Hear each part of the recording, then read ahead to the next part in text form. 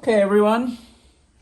Thanks for joining me and welcome. As always, I appreciate you being here. And as always, before we get rolling, take a second to subscribe.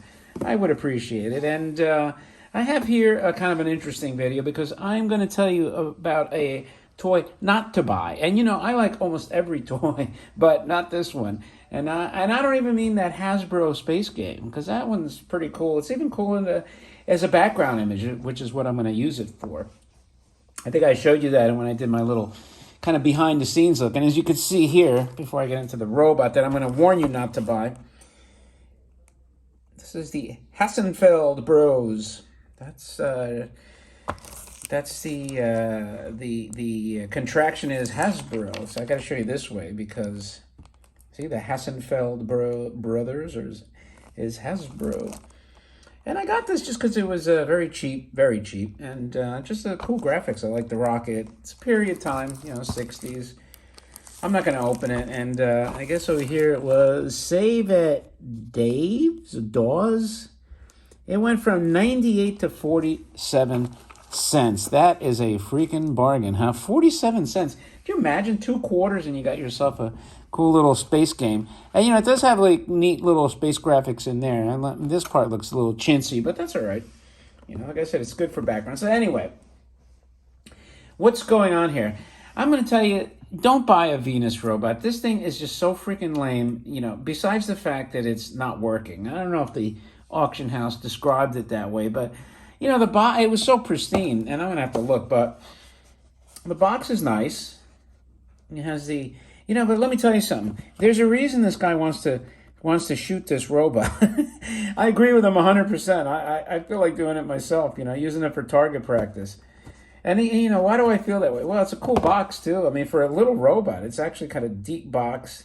A lot of graphics on this little tiny, look at how small this thing is. And it's KO, knockout.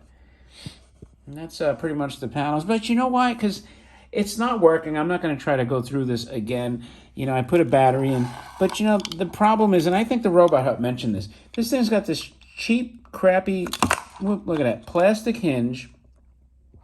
You can only open this so many times. The clip is easy as heck to break, too. This clip right here. So you pull it open. I'm going to try to see if I can just get in there a little bit. Because the problem is, this is how much it opens without you stressing the hell out of it. And you can see daylight through this hinge. See my finger making the shadow on that hinge? So you only got so many times before that hinge completely just obliterates. So it's not working. And, it was a chore for me to even get the battery in there. I felt like I was doing brain surgery. It was unpleasant because it's such a tight fit. There's a little plastic thing that sticks. I mean, it's just a mess, right? And then I got it in there, made sure the contact was good, jammed down the button, and nothing. So now, all right, so you get the robot's not working. I guess you could access it from the bottom here. You got those tabs over here. But if you had to open this robot up further, it's almost like a plastic crimp over there. It's probably glued. It would just be a mess, an absolute mess. There's no light either in the head. I was hoping that at least the face would light up. And then on top of it, you got these wires, right? And if you keep it in the box and these wires hit the remote, you could kind of get the melt in the remote. So I'm like, you know what? This is just a crappy toy. I'm sorry, it is, but it is. And I've shown some cheap toys. And this one looks good, though.